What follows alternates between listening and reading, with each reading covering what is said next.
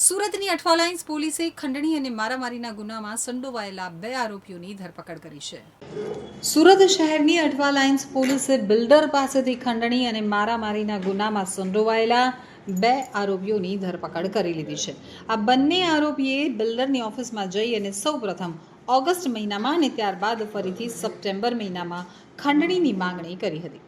તો પોલીસ પાસેથી મળતી માહિતી મુજબ તારીખ 6 ઓગસ્ટ 2025ના રોજ સુરતના અઠવા લાઇન્સ પોલીસ સ્ટેશન વિસ્તારમાં રહેતા ફરિયાદી અસલમભાઈ અબ્દુલ રહીમ શેખની સગરામપુરા ખાતે આવેલ ઓફિસ ઉપર આ કામના આરોપીઓ અબ્દુલ સાહેલ ઉર્ફે SK અબ્દુલ રૌફ શેખ અને ઇરશાદ ઉર્ફે સલમાન એહસાન શેખ ગયા હતા.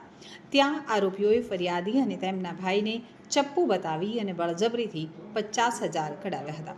આ ઘટના બાદ ગત તારીખ 25 સપ્ટેમ્બર 2025ના રોજ આ આરોપીઓએ ફરીથી ફરિયાદીની ઓફિસ ખાતે જઈ અને વધુ પૈસાની માંગણી કરી હતી અને માંગણી પૂરી ન થતાં ફરિયાદીને લોખંડના ટોકર વડે ઈજા પહોંચાડી ભાગી ગયા હતા. તો અઠવા લાઇન્સ પોલીસે આ ગુનાનો ભેદ ઉકેલવા માટે તુરંત કાર્યવાહી હાથ ધરી હતી અને ગુનામાં સંડોવાયેલા બંને આરોપીઓ અબ્દુલ સાહેલ ઉર્ફે SK અબ્દુલ રૌફ શેખ અને ઇરશાદ ઉર્ફે સલમાન એહસાન શેખની ધરપકડ કરી લીધી છે.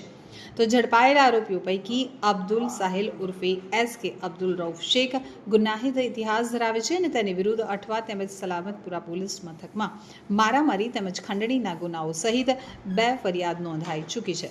તો પોલીસે બંને આરોપીઓને પકડી પાડી નામદાર કોર્ટમાં રજૂ કરી 2 દિવસના રિમાન્ડ મેળવી વધુ તપાસ હાથ ધરી છે. આ કાર્યવાહીથી સુરત શહેરમાં બિલ્ડરોને ધમકાવી ખંડણી માંગતા તત્વોમાં ફફડાટ વ્યાપ્યો છે.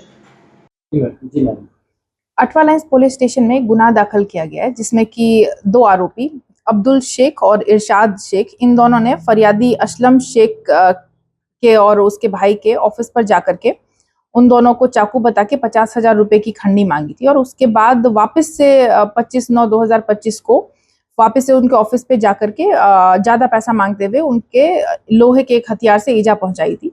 इस गुनाह की जान होते ही पुलिस स्टेशन में फरियाद दाखिल किया गया और सर्वेलेंस स्टाफ ने लग करके इन आरोपियों को अटक करके इनकी 2 दिन की रिमांड ली है और आज इनका रिकंस्ट्रक्शन पंचनामा किया है.